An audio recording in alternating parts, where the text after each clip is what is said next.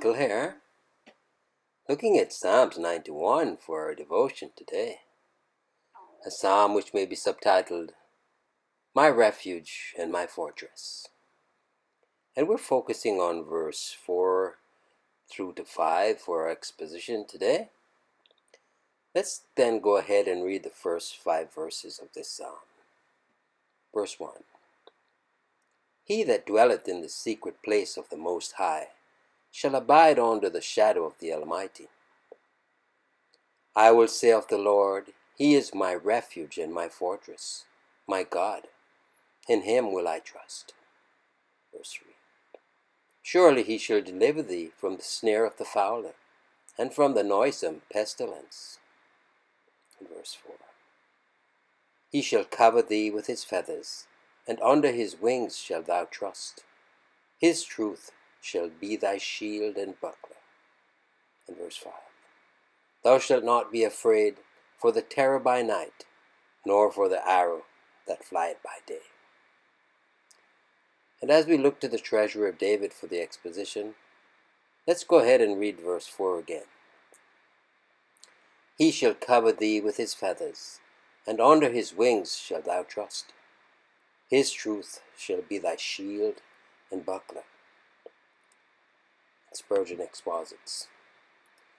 He shall cover thee with thy feathers, and under His wings shalt thou trust. A wonderful expression. Had it been invented by an uninspired man, it would have verged upon blasphemy. For who would dare to apply such words to the infinite Jehovah? But as He Himself authorized, yea, dictated the language, we have here a transcendent condescension, such as it becomes us to admire and adore. Doth the Lord speak of His feather, as though He likened Himself to a bird? Who will not see herein a matchless love, a divine tenderness, which should both woo and win our confidence? Even as a hen covereth her chickens, so doth the Lord protect the souls which dwell in Him. Let us cower down beneath Him for comfort and for safety. Hawks in the sky and snares in the field are equally harmless when we nestle so near the Lord. His truth, His true promise, and His faithfulness to His promise shall be thy shield and buckler. Double armor as he who relies upon the Lord. He bears a shield and wears an all-surrounding coat of mail. Such is the force of the word buckler. To quench fiery darts, the truth is a most effectual shield, and to blunt all swords it is equally effectual coat of mail. Let us go forth to battle thus harnessed for the war, and we shall be safe in the thickest of the fight. It has been so, and so shall it be till we reach the land of peace, and there among the helmeted cherubim and sworded seraphims we will wear no other ornament. His truth shall still be our shield and buckler. And verse 5 that reads, Thou shalt not be afraid for the terror by night, nor for the arrow that flieth by day. Thou shalt not be afraid for the terror by night. Such frail creatures are we that both by night and by day we are in danger, and so sinful are we that in either season we may be readily carried away by fear. The promise before us secures the favor of heaven, both from danger and from the fear of it.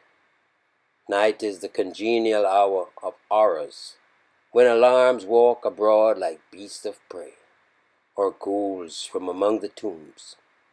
Our fears turn the sweet season of repose into one of dread, and though angels are abroad and fill our chambers, we dream of demons and dire visitants from hell.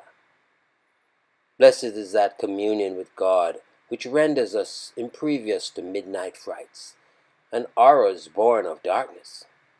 Not to be afraid is in itself an unspeakable blessing, since for every suffering which we endure from real injury, We are tormented by 1,000 griefs, which arise from fear only. The shadow of the Almighty removes all gloom from the shadow of night. Once covered by the divine wing, we care not what winged terrors may fly abroad in the earth, nor for the arrow that flieth by day. Cunning foes lie in ambuscade, and aim the deadly shaft at our hearts, but we do not fear them, and have no cause to do so. That arrow is not made which can destroy the righteous, for the Lord hath said, No weapon that is formed against thee shall prosper.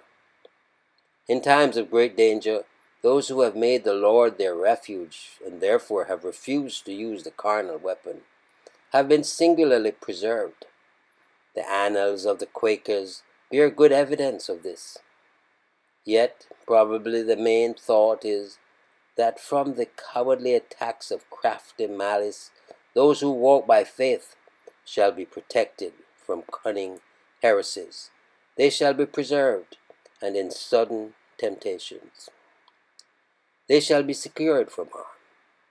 Day has its perils as well as night. Arrows more deadly than those poisoned by the Indians are flying noiselessly through the air, and we shall be their victims unless we find both shield and buckler in our God. O believer, dwell under the shadow of the Lord, and none of the archers shall destroy thee. They may shoot at thee and wound thee grievously, but thy bow shall abide in strength. When Satan's quiver shall be empty, thou shalt remain uninjured by his craft and cruelty.